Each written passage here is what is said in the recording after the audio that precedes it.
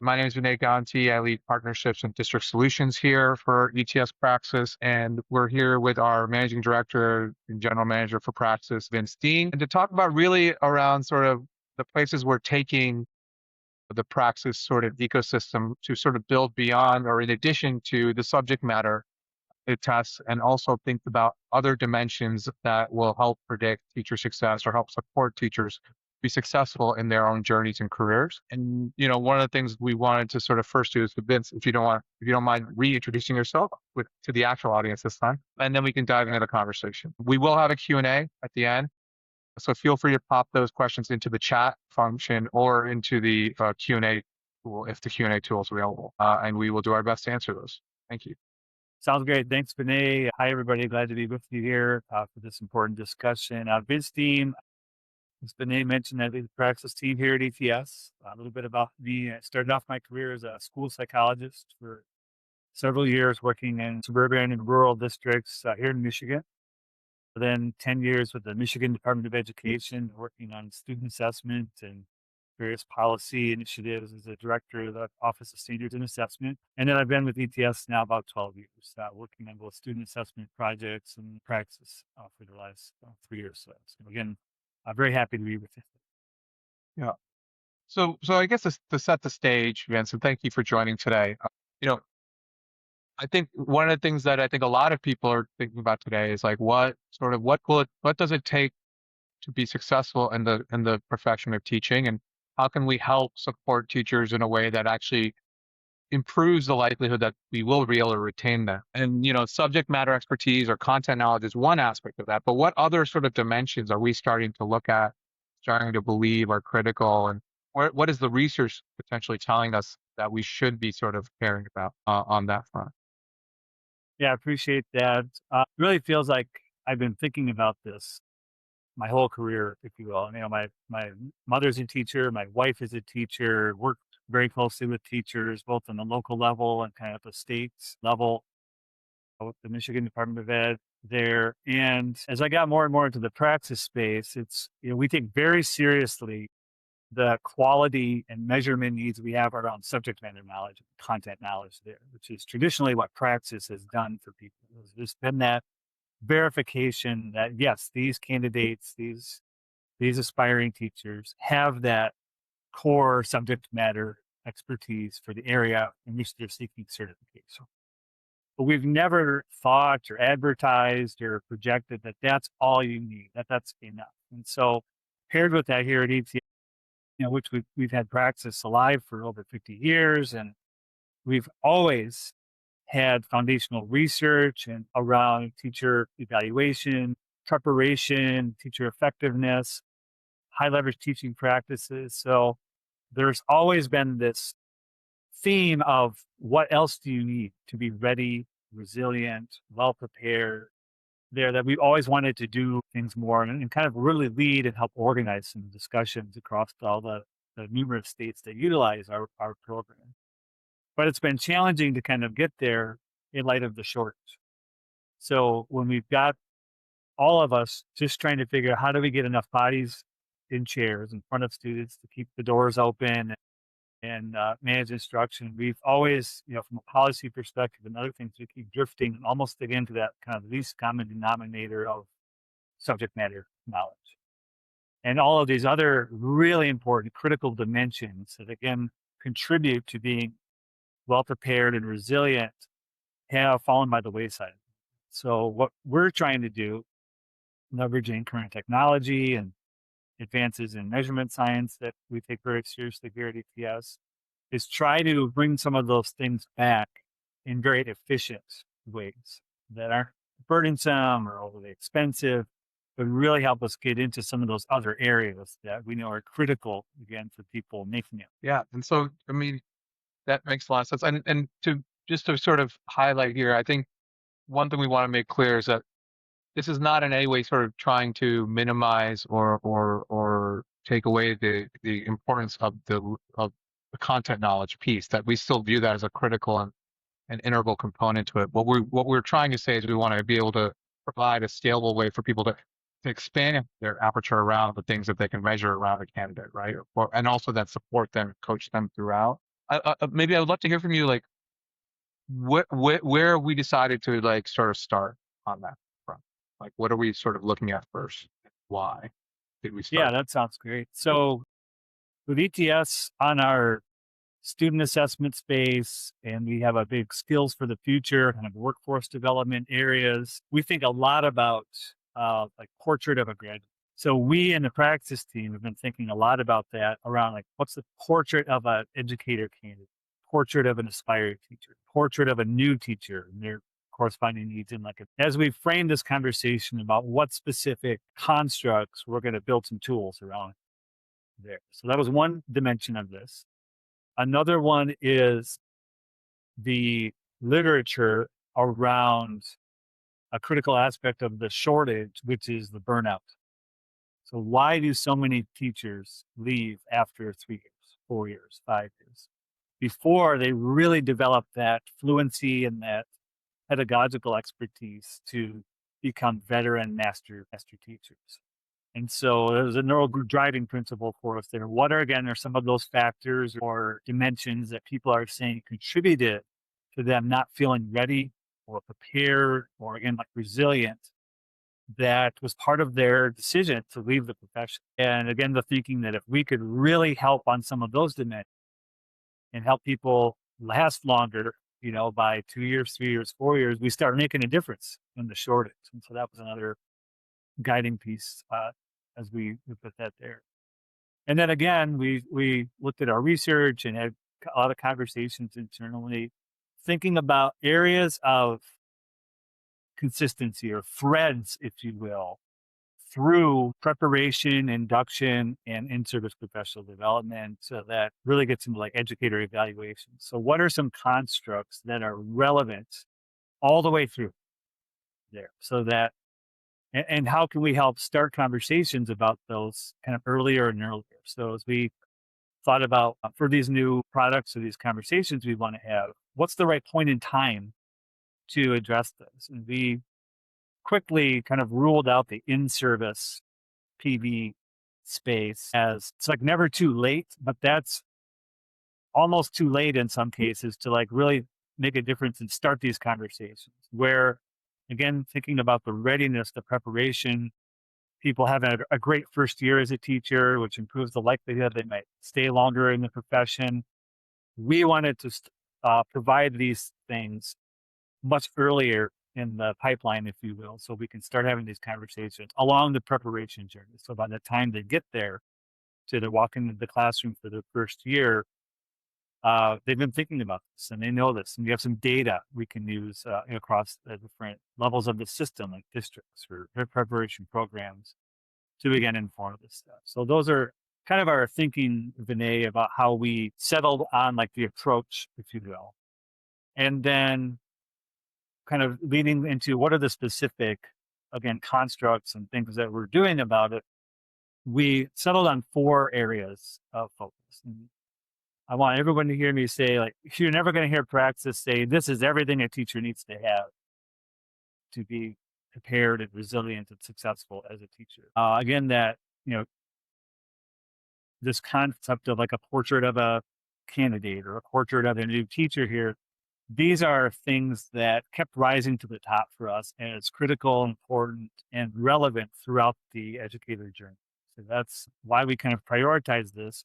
But we hope these are like the first things, not the only things that we, bring to the table to support folks. And that's specific feedback we'd like from all of you and other folks as we roll this out. What else would be useful? What is kind of missing today? So just for our roadmap perspective. But where we settled on were 4 key dimensions. And again, we're rolling out these solutions this summer, and I look forward to if anyone's interested in piloting these or just looking at these, we'd love to have any follow-up. The first one we thought about is called Adapt AI, and that's on AI readiness.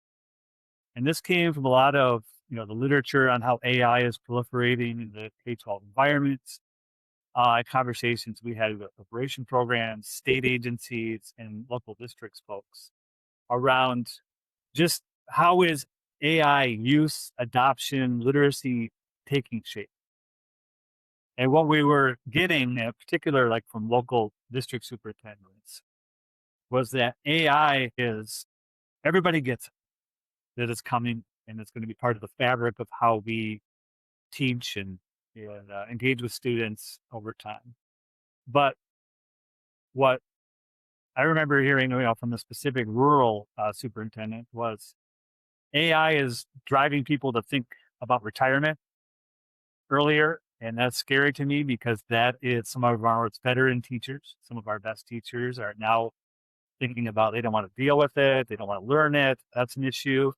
I just need a check on AI literacy across my staff in my department. Yeah. And that's what we've put together with this Adapt AI thing. And that's its purpose. It's a screening instrument, if you will, around key dimensions of AI literacy and application for that purpose of where are we as a district and where should we go. The next one that we're excited about is an updated ProEthica. So for those of you that may not be aware, we've had a professional educator ethics solution aligned to the model code of ethics for educators for several years.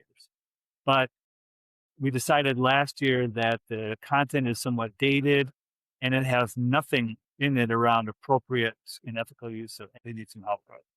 So we revamped that and we just rolled it out a week ago. Again, covers the breadth of the professional model code for ethics for educators and now includes specific AI scenarios there that are coming directly from district folks around challenging topics such as you're a teacher and students are using AI to create content harmful. Present you with a scenario, work through that. What does it look like? Another one is students are using AI inappropriately on homework and tests.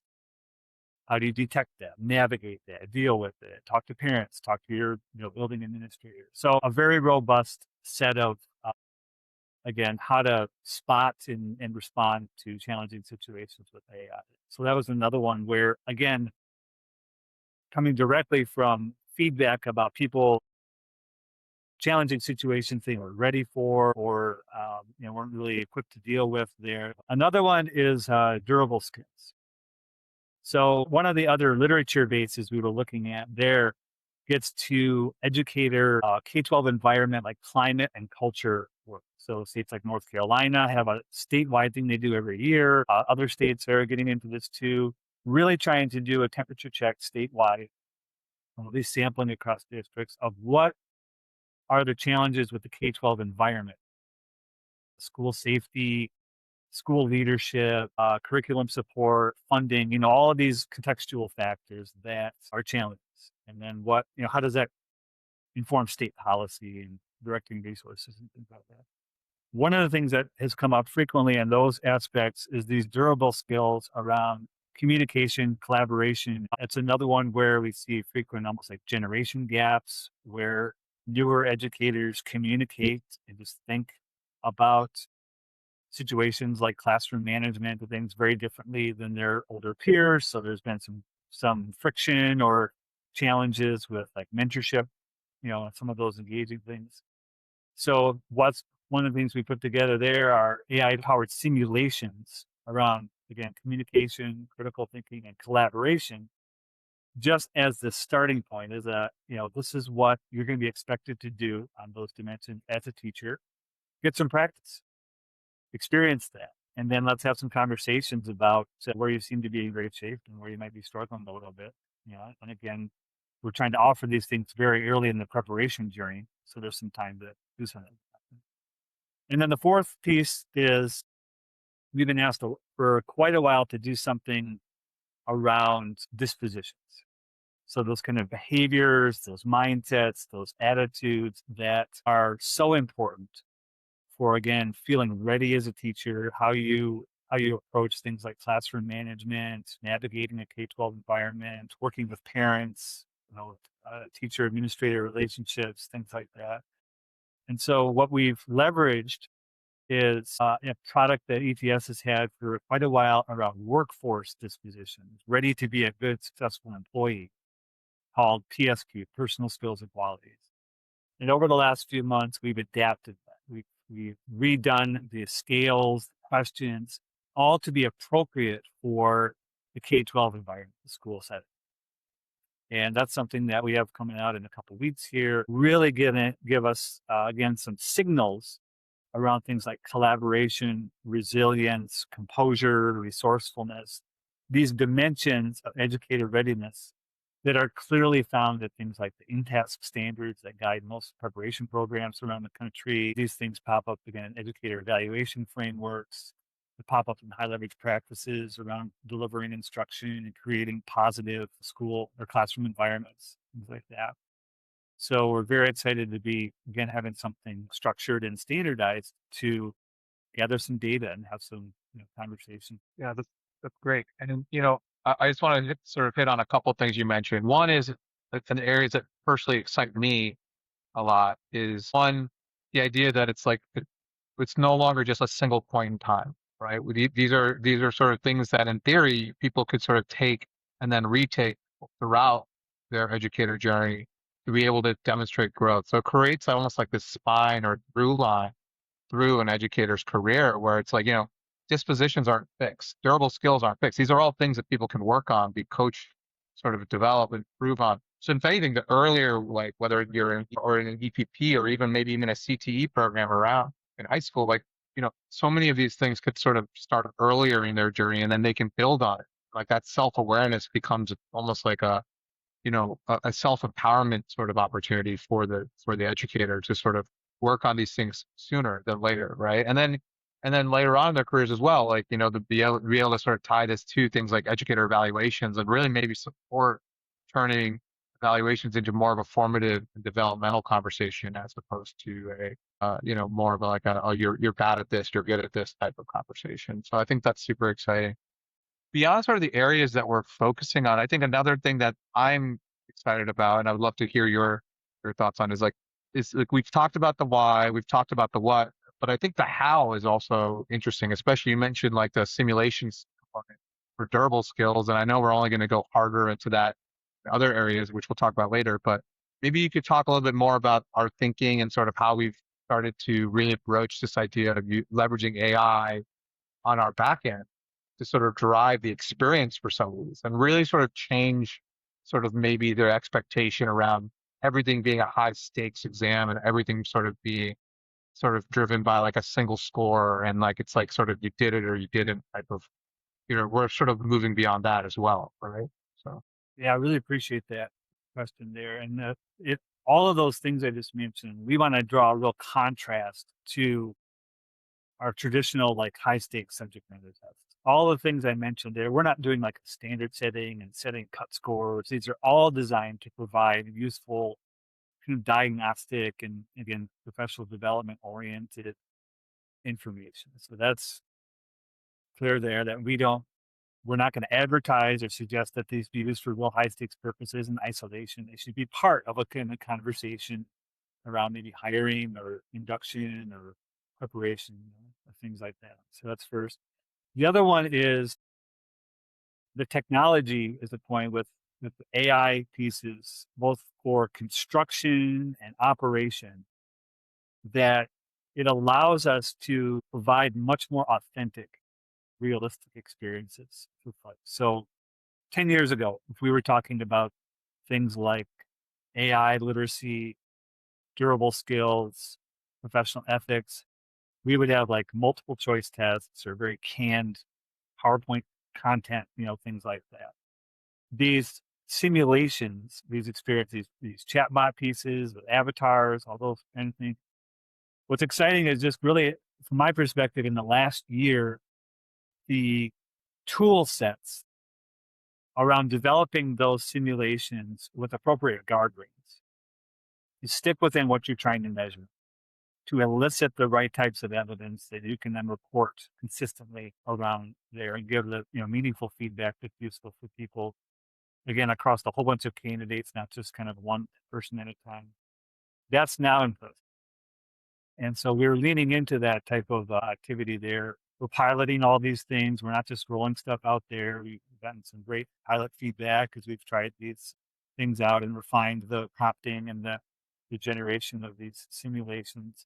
But it's very exciting to, again, to have this more authentic measure and experience for people that it's just more realistic and it's going to prepare them better than, oh, I took this 50 question multiple choice thing and here's my score. And I didn't really get to do anything or have, again, that kind of experience. So that's one dimension of it. The other part is that we really like for all these products is we want all of them to be kind of this get the reps in thing. So for all of these products, how we're rolling these out in advertising is if you buy it, you don't just get to use it once. You can come back and use it multiple times and get the Yeah. reps in, build that experience, get some practice again, all in service of before you're in front of real students trying to do this. You've again had some more authentic experiences and opportunities to grow and learn and think about your approach and just get, your playbook down as a teacher for how to handle this. So those are what comes to mind for me, Vinay, about where the technology is really helping us. Yeah. No, I think that's great. And I think sort of it also lends itself to a much richer sort of output on the back end for what the candidate receives too, right? Or from a reporting standpoint, we're able to really provide a lot of sort of developmental sort of feedback, not just sort of a cut score and here's what you scored on your sub scores and things like that, right? We can go a lot deeper there too as user side. What have you guys been hearing? What have you all been hearing from potential users? I know for example, we recently completed a pilot on PSQ. We're starting to get feedback on the durable skill. So, like, what are the conversations you and members of our colleagues of our team have been sort of hearing in the either at state level, districts, individuals? Like, what are we hearing about these new products? Sure, a couple of examples that pop up for me quickly is on the PSQ stuff. We just completed the pilot. We had about 500 teacher candidates, building administrators, in-service teachers complete this as a verification thing. Is everything on this thing relevant? Is it appropriate? All that good stuff. Got tremendously positive feedback there. But what stood out to me was we had like a post user survey. Again, is this useful? Is this correct? Do you like the approach? Are we thinking about it the right way? All that stuff. And what kept coming up it came up really loud and clear was that nobody's talking about these dispositions. Like everyone's like aware of them. They're important. They aren't even directly covered in any like pedagogical coursework. There's like surface level stuff. There's like, like around composure and resourcefulness, collaboration. They're talked about. They're kind of like peanut butter spread over the coursework on the methods courses and things like that. But there's no direct conversation. There's no direct tool to really focus on and like stop and let's do something and let's do like a gut check or a temperature check on kind of where you are and how you think about these things and then be able to have a focused conversation about that. So one, like this kind of tool doesn't seem to exist. Two, it made a lot of sense to people that we're trying to do something about that again to support it. And then also we asked people, are we thinking about this correctly in terms of having this conversation when people are starting their journey, entering an educator prep program or first year of a program? We got a lot of feedback that yes, that's a much more useful time to try to drive that conversation than when people are walking into the classroom and trying to take care of 25 or 30 small humans in front of them and manage all that stuff. So that was really, really useful. We appreciated that feedback. And then with some of our state clients, we've asked real focused questions on the durable collaboration, communication, critical thinking. And that's resonating strongly with them, again, as we hoped, around this school climate and culture working environment, where it comes up a lot with as these state level folks look at data around educator evaluations. And one of the things that keeps coming up is communication between teachers, teacher leaders, department chairs, and principals. And then principals to like district leadership, like curriculum directors and HR and some of those things. And again, the communication, the collaboration keeps standing up as things that people just can use more practice with before they really get into it there. So that's been nice to Yeah. Very cool. Very cool. Yeah, no, it's super exciting to see, you know, I think there's the sort of the benefit to the actual person taking these things. But then there's also all of the new data that we basically can generate as a result of this that could help really support better professional development, better supports, better, help the EPP sort of design, maybe like better mentorship. Like you can imagine like even like during like the student teaching phase of an EPP program, right? Like this becoming really powerful. So there's so many different places, and I think that's where I think we're many of us are very excited about starting to have those conversations now that these products are starting to come to market about, hey, could you imagine this being used in this context? Or if we wanted to make this useful in this sort of use case or this context, what would you need to see for it to be valuable to you, right? That sort of stuff. And so it's as somebody who loves to bring things from 0 to 1, personally, I'm super excited about this because that's the fun part of anyone's job, right? To figure that out. I kind of want to put you a little bit on the spot here, so you share whatever you're comfortable sharing. We're talking about durable skills, ethics. We're talking about AI literacy, or AI readiness, dispositions. But like that's not the only area that we're also thinking about, sort of applying AI simulations and other things. And I know that we're starting to sort of maybe dip our toe, or maybe even more seriously than dipping our toe into like the pedagogy itself. So is there some things that you're willing to share about maybe where we're headed in the future around this and sort of like, like a little bit of a more to come type of sort of thing? This is only just the beginning. Yeah, absolutely. There's two areas that we're we've committed to explore and develop into over the next year or two. The first one is performance assessment. So the current performance assessments that are focused on pedagogy, that are used for, again, certification and readiness to teach, kind of traditionally are paired with subject matter tests. Um, they're dated. They don't leverage any of the technology there. They're cumbersome. They're not flexible. They're kind of one size fits all. So they might work for this state and not that state. So a year ago, we decided to retire our performance assessment and start sketching out work on a next generation. And that's what I'm really excited about too. Again, this as we get into these, there are still a bunch of states that require that. There are APPs that would like to have something like this. Again, kind of a capstone end of program readiness indicator around pedagogy. That's not like a multiple choice thing where people can submit authentic work and have that scored, get some formative type feedback there to, for continuous improvement. And then that's a very exciting thing. So what we're exploring there in planning to start construction this coming year is performance assessments that leverage three core capabilities. And again, we expect states, the preparation programs, to have some agency on a little bit mix and match and kind of build their own over time solution. The first capability is that kind of traditional artifact score. Like you as an incoming teacher, develop a lesson, submit that and get feedback on it, or a behavior management plan. Traditional artifacts that are used today in performance assessment, but that's still a really important thing. What's happening now is the ability for humans to train AI models to provide more richer feedback on that stuff is where we need it to be. So that's going to be a kind of the traditional artifacts done better. The second one is leaning into the simulations. So just like we were putting together with Proethica and TSQ, those more authentic, interactive, real-time experiences there.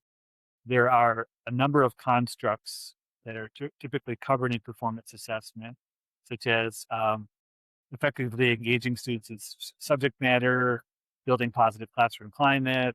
We're trying to do that real time with simulated students or peers, other teachers or principals, is more authentic and it's different kinds of information than just people writing about it and submitting that for traditional scoring. So we'll be developing a number of scenario-based simulations for that purpose. And then the third one is classroom video. So people have been experimenting with this for a long time, this idea of typically like during the student teaching process, where you're doing your student teaching, you're in front of a real classroom, having some of that recorded and then submitted for scoring by qualified educators, getting feedback on that. Again, as a signal of readiness and an indicator of performance and pedagogical competency is something that will be part of this too. So again, the technology is getting to a point where that's scalable and cost effective, and we're excited to work on that. That could be a topic for a future one. Yeah, 100%.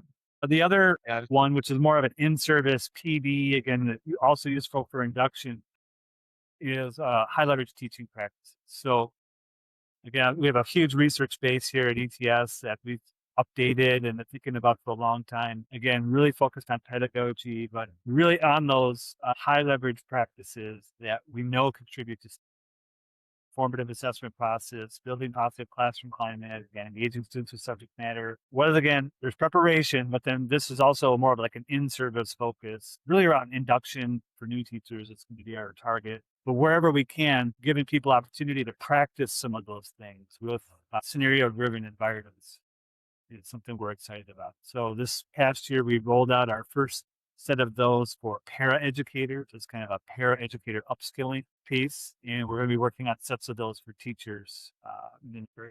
so well, thank you, and we'll transition now to we'll do a couple questions before we wrap up. So from the audience, so it looks like the first one is Vince. What excites you most about the PSQ? Yeah, thanks for that question. So I think a lot about how I started my career as a school psychologist and thinking about how critical it is, mindset, attitude, culture, and climate, all those type of things. So having an indicator of readiness for those Uh-huh. pieces, both as like a teacher or for the school environment, I'm excited about how different that conversation is there, that we're going to have something again that's structured, it's standardized, and it's going to be providing Yes. the data for that too, and recommendations and things like that. But that we're really leaning into something much different than subject matter expertise on something that again is so critical, but it's been frankly often ignored. And I'm also excited because of the types of conversations that I think that supports long term. So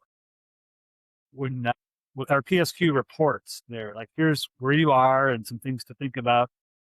We are never going to have in there, go read this self-help book, for example. What we want to do is support conversations about, those things. There's a lot of great literature, again, mostly in the workforce space, that those types of dispositions are coachable. But people independently reading something or going through some independent professional development is not effective with that. What we want to do is support conversations like with new teachers or some preparation program around mentorship, coaching, leveraging, giving data to district cooperating teacher programs or regional service area mentorship programs there, giving them data to help target specific early teacher or community needs to the right types of mentors or coaches that can most effectively kind of bring them along on some of those key dimensions. So I get excited thinking about opportunities to support, again, richer induction solutions.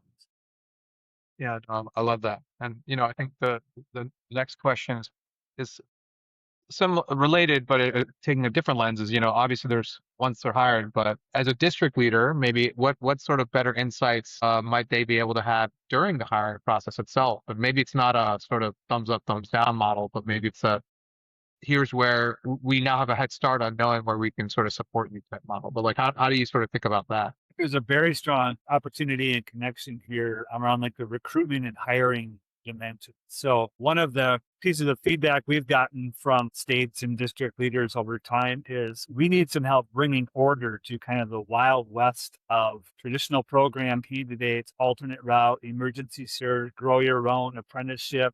Everyone is working really hard trying to find good routes to the classroom, support people getting in there, but with an eye toward quality and again, preparation, resilience. But what we often see is again that there isn't the time or the ready tools that can again cost effectively and from a time effectiveness perspective give us some signals to help us sort out a little bit and say, oh, these candidates coming from this source are a great match for our elementary schools or middle schools or those type of things there. So there's and then what do those people need? Like that's the most important thing there. We've got candidates coming from all different sources. They're doing their regular, all the mechanic stuff of passing their subject matter tests and completing all the state certification processes. But that doesn't give any real signal about what they need, again, to be successful. So again, that connection of we're trying to make around helping people figure out the right induction, mentoring, coaching, get plugged in to the school climate there, the district professional development opportunities, having some of these signals right at the point of again recruitment and hiring, we think are going to be very valuable and useful. Yeah. So I appreciate that. I appreciate your time today, Vince. I think we'll wrap on that note. I guess I'll just leave it to say too that what's I think for me most inspiring about this conversation is that we're now at a point where no one ever has to like be reduced down to a single score, right? Now there's the ability to be able to sort of see them in multiple facets, right? And then sort of to help move the needle on a variety of different dimensions. And I think this is a super exciting time for, I think, praxis for us to sort of enter into this space. Look forward to maybe doing this again in 6 to 9 months. And that sort of we could talk a little bit more about the successes and maybe even bring a couple of district leaders or EPP leaders on board to talk about how they've been using these new tools to help improve their outcomes. Right. Sounds great. Look forward to that. Thank you again, Vince. And thanks everyone for joining. And we look forward to seeing you in a couple of weeks for the next one of these summer series. Take Thanks, care. everyone. Thank you.